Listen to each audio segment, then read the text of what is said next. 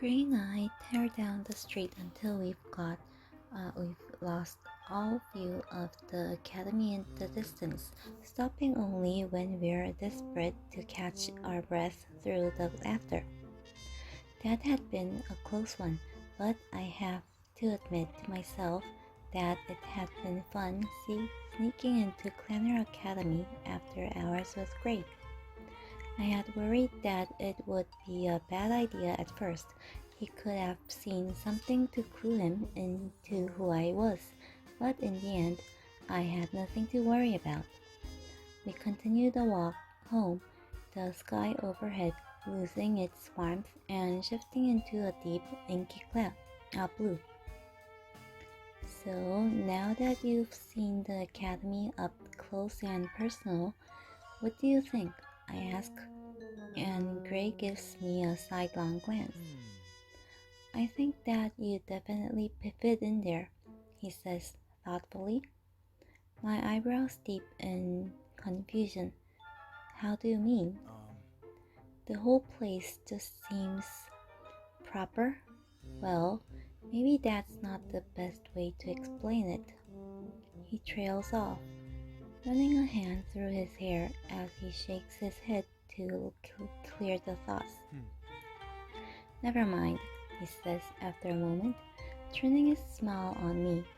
I had fun tonight. Anyway, thanks for coming out with me. I had fun too, I admit, feeling my stomach flipping. He gives me a charming smile. Let me take you home, he offers. Like a gentleman, Gray takes me back home.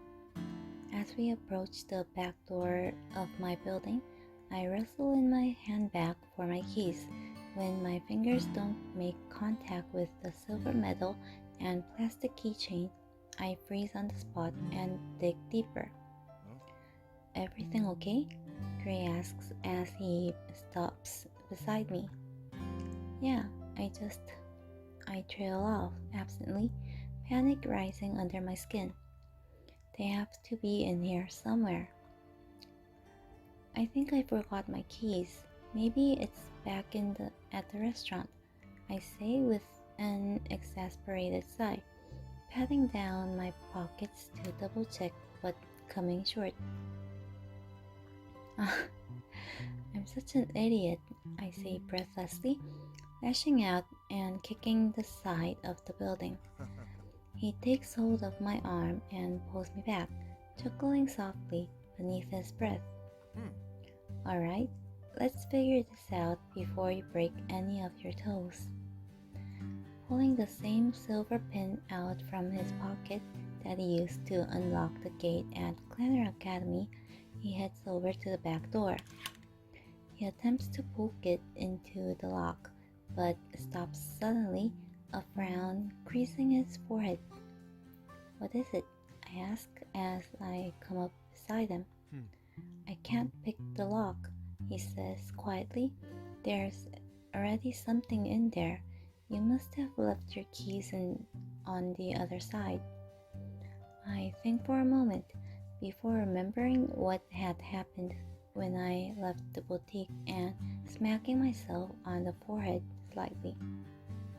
I was in such a rush to leave after work. I remember you calling when I was locking everything up. I must have forgotten to grab my keys when I answered the call, I say hurriedly. Sorry, Gray answers sheepishly, rubbing a hand over the back of his neck. I feel like this is partly my fault in that case. He stays quiet for a moment there, more glued to the spot as he thinks the situation over, before his gaze drifts upwards. Hey, you've left the door on the balcony open.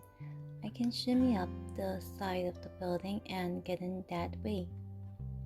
I give him a disbelieving look. He seems athletic enough, but the height of the balcony would be difficult for anyone to make. It's on the second story, I say unenthusiastically. Do you think you can make it? Are you seriously doubting me right now? He asked me with a grin, and I stared at him pointedly. The only way I can think of to get to the balcony is by using a ladder, which is exactly why I tend to not be very cautious about locking that door. It's hard to get in. I shrug anyway. If he's so confident in himself, then I'd like to see him try. It might be good for a laugh. Go for it, I say. Rubbing his hands together to get started, he heads over to the brick wall on the side, using it as a base.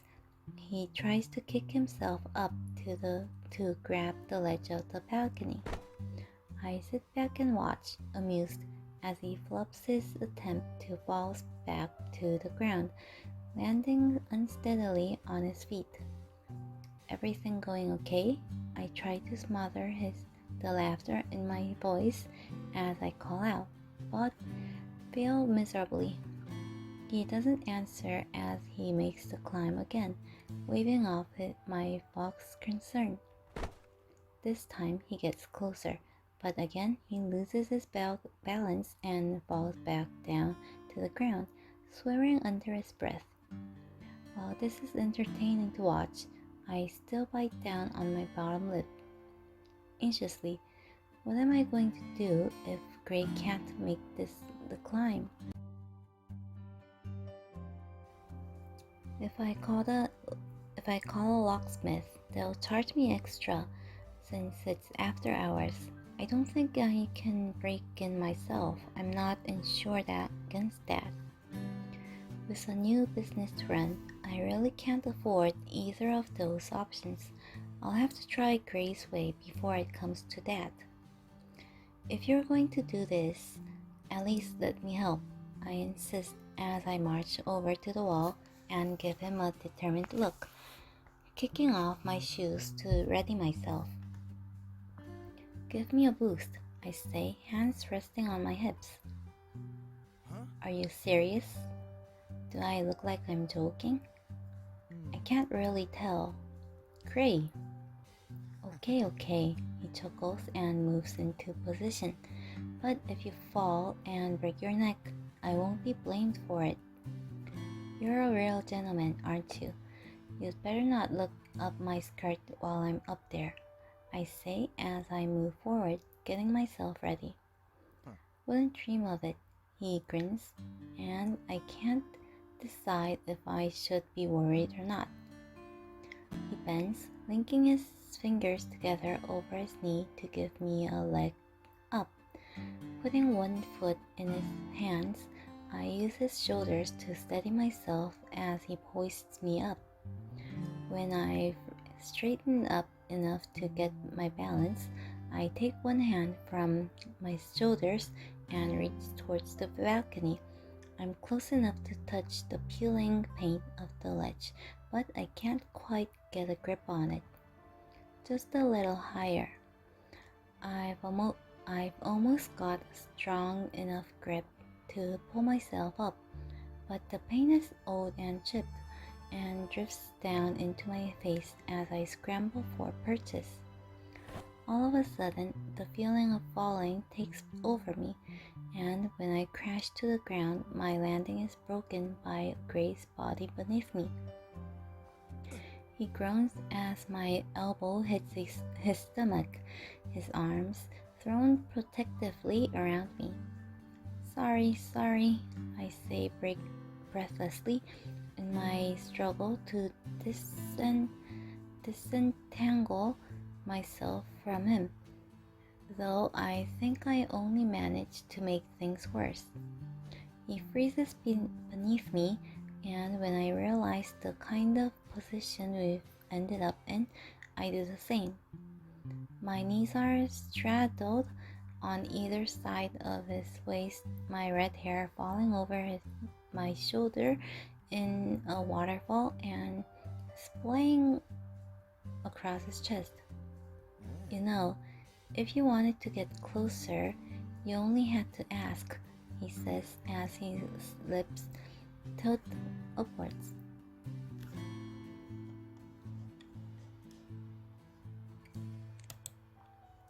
This is hardly the time for flirting. Why not? Is my flirting making you uncomfortable? Gray asks, his eyes glinting with mischief as he gazes up at me. For a few brief moments, I find myself lost for words. His flirting doesn't make me uncomfortable, but it flusters me like nothing else. No, it's not, I manage to say quietly, my eyes locked on his. Not at all. So you're saying you like it when I flirt with you? His body shakes beneath me as he chuckles, and my skin warms at the closeness. Before I can see the answer written all over my face, I push myself up off him and straighten up, dusting myself off. When he rises to his feet, I refuse to look at him, turning back to the building instead and hugging my arms around myself. I'd really like to concentrate on finding a way inside before it gets any colder out here, I say quietly. Every time I find myself close to him, a strange feeling comes over me, like I want to be closer to him. Still, it's hard to keep under control. He's still smiling when he takes me by the elbow and pulls me towards him, but his expression turns to concern at the sight of my frown. Are you alright? Did you hurt yourself? He asks, trailing his fingers over my side of my face to inspect for injury. I'm fine, I just... And then a thought hits me, and my face flushes with heat at the stupidity of it all. What is it? Gray asks, upon seeing the look on my face, and I give him a sheepish look. If my keys are in the back door, then how did I lock the boutique when I left? He gives me a defeated look, his shoulders slumping as he realizes what I'm implying. The front door is still unlocked, isn't it? Without answering, I race around the side of the building, hearing him curse from behind me as he follows. My heart hammers in my ears as I skid around the corner, praying that no one had managed to get into the store while I was gone. I really can't afford for another disaster to happen. The lights are all off in the boutique, and when I glance through the windows, nothing seems out of place. I could almost sigh with relief, but I know I'll still have to check inside. Reaching for the handle of the front door, I both simultaneously hope and dread what will happen next. My fingers touch the cold metal, and when I twist, the door pushes right on open. The all-familiar jingle happily chimes. I let out the breath I'd been holding, silently berating myself for doing something so stupid as leaving the building unlocked, but also glad that I've got a way in. Well, would you look at that? The place was open the entire time I was making a fool of myself back there, Grace says dryly as he comes up behind me, and I give him an apologetic look. I'm sorry, I say quickly, though I can't stop the laughter that threatens to bubble out of me. It was pretty entertaining to watch, though. He rolls his eyes, a small smile tugging at his lips. Let me go first, he says as we head into the boutique, glancing through the place cautiously. I turn on the lights once I enter. I can't believe I had done something as stupid as forget to lock up the boutique. I must have been in such a hurry to meet up with Gray that it completely split my mind, but I'm glad to be inside nonetheless. I retrieve my keys from the back door while Gray checks around the place, making sure nothing is missing or that there's no lurkers hanging around waiting to strike. The doors to both the basement and my apartment are still locked, so there's no way anyone could have gotten in there. I checked the register and the lockbox I use for the store, but everything seems to be untouched. All clear, he says with a finality as he comes back out from my workroom. Thanks for checking. I lean back against the counter and give him a grateful smile. And I'm sorry about all this. I just can't believe you actually forgot to lock the place up. I thought you had more sense than that, he says in reply, folding his arms over his chest. I do, usually. I was in a hurry after work, and I wasn't thinking straight. You were too eager to see me. Is that it? He teases. His face turns stern as he steps closer, though the amusement that dances in his eyes softens the effect. At least with you, Hazel, things are never dull, he says as he reaches to twist a strand of my hair around his finger, his voice dark and low. Is that a good thing or a bad thing? I managed to ask, my breath sticking in my throat. It's very good, he says, and then adds as an afterthought, maybe I should come up to your apartment and check it's all clear up there too.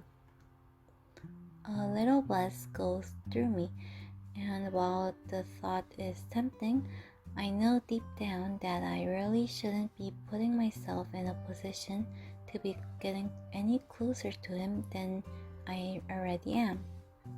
I'm not sure that he was even implying anything more than making sure the place was safe, but I can't take any chances. I'd agreed to go on the date with him tonight, and that was that. I think I can manage on my own. The apartment door has a separate lock, I say, all of a sudden finding it difficult to meet his eyes. All right, he says quietly, dropping his hand and letting my hair fall back around my shoulders. I'd better get going then. I nod and walk with him to the door, holding it open as he steps through. Before I can leave, he stops and turns back to me suddenly, standing close, his eyebrows dipped in question. Hazel, why did you come out with me tonight? Because you asked me to, I say, staring at him in confusion. No, I mean, why? He asks, and I understand at once what he means. Because I trail off. Because we're friends, aren't we? And that's what friends do, spend time together. I'm not so sure that that's the truth, because friends certainly don't look at friends the way he's looking at me now, but what other answer can I give? Okay, I see, he says quietly, running a thumb over his lower lip as he thinks to himself. Is everything alright? I ask, becoming increasingly concerned why he would ask something like that. Yeah, I have a lot on my mind, he replies with a wave, as if as if to forget the whole thing. Oh, well, if there's anything you want to talk about, it's fine. No need to worry about it. He cuts in quickly, giving me a tight smile. There's something strange about the way he's acting, turning from hot to cold once again, and it only serves to confuse me even more about what's happening here between us. I want to ask him about it, and I almost do, before he cuts me off by shoving his hands in his pockets and stepping back hastily.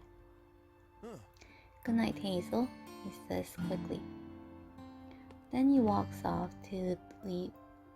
Then he walks off and leaves me staring after him, dumbfounded. He's gone before I know it. What was up with that? Shaking off his strange farewell, I head over to the counter and begin putting away my planner and some other things I had forgotten earlier. I must have been in some kind of hurry to have left it all lying around the way I have. I'm never usually this out of sorts, but around Gray, I'm beginning to feel like another person entirely. When the door creaks open behind me, I spin with a hopeful smile, thinking Gray had come back to explain his strange behavior. Missed me? I say cheekily. My breath hitches in my throat and my smile drops upon realizing that it's not Gray, but someone else, a man that sets my heart pounding in an entirely different way. Oh, it's you, Ivan Novak. Expecting someone else? He asks in amusement, his gravely voice setting the hairs on the back of my neck on end. I don't know what he's doing here, but I know it can't be anything good. The sinking feeling in the pit of my stomach is enough to tell me as much. The store's closed, I say flatly, squeezing the edge of the counter to keep myself steady. His lips curl into a wolfish smile, though there's nothing friendly about it. He takes a step closer and I grip the wood harder, thankful for the counter that separates us. I didn't come here to shop. I came to see you, he says bluntly, and I try to keep my voice steady when I reply. Now is really not a good time. He snickers and comes closer still, his shoes softly thudding over the boutique floor. Anytime's a good time to get a drink, isn't it? He runs a hand through his hair to slick it back. There's a little place down on the corner. How about we get to know each other better? My skin crawls as the memory of Ivan planting his knife in Sarah's gut comes rushing back to me. It's obvious that he doesn't recognize me, but I know him and his history all too well. No, thank you, I say through gritted teeth, willing him to leave through the set of my narrowed eyes. He laughs again, as though he finds my hostility nothing short of amusing. I just assumed you were trying to hook up. He stops just short of the counter, running his fingers over the top. What with the way you were dressed the other night and all? I remember how he had looked at me that night when I had rushed down to the basement in all my furry, dressed in a crop tee and pajama shorts. I feel sick to my stomach. He stares me down as he waits for an answer, and it's clear that he's not going to leave until he gets one. but I refuse to give him that satisfaction of knowing that he's getting under my skin. Gray's down in the basement, I say matter-of-factly, attempting to seem bored, so you'd better leave before he finds you here.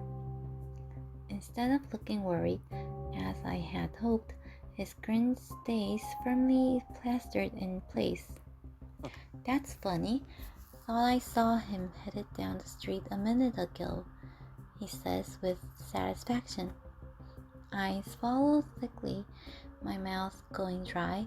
Did he wait for Gray to leave before coming in here? Now he knows I'm alone. This isn't good.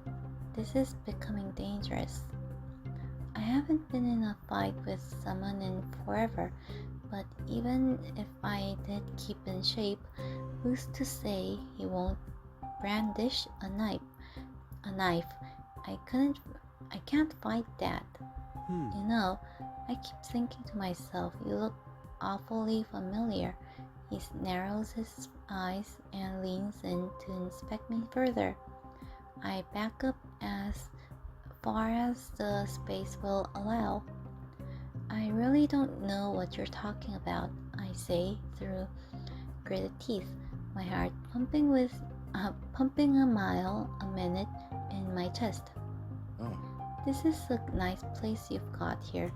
He gives the shop a once over. Must be lonely being here all on your own. I'm never alone. There's always someone else here. He snorts at that, though I sense his patience is wearing thin. I know I need to find a way to get him out of here, but I just don't know how. You're a stubborn one, that's for sure. His smile drops, and I can tell that he's done with playing games. I asked you to leave, I say firmly, keeping my voice steady and my face hard. And I told you, I think we should chat. I'm sure there's something you might be interested in hearing. He thumps a hand against the counter, causing me to jump in fright, alarm bells ringing in my head. I wish Gray were here.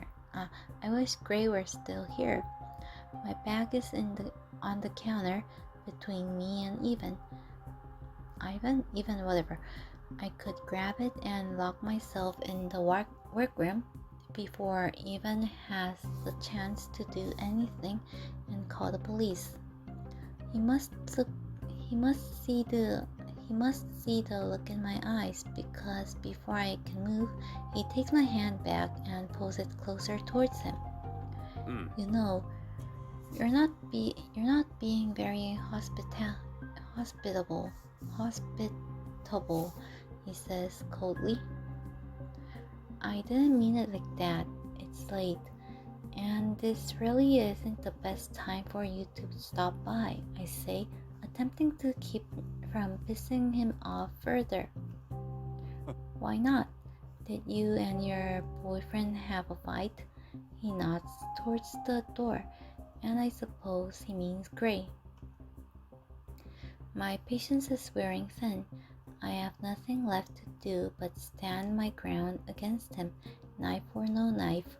I still know a thing or two about how to kick someone's ass.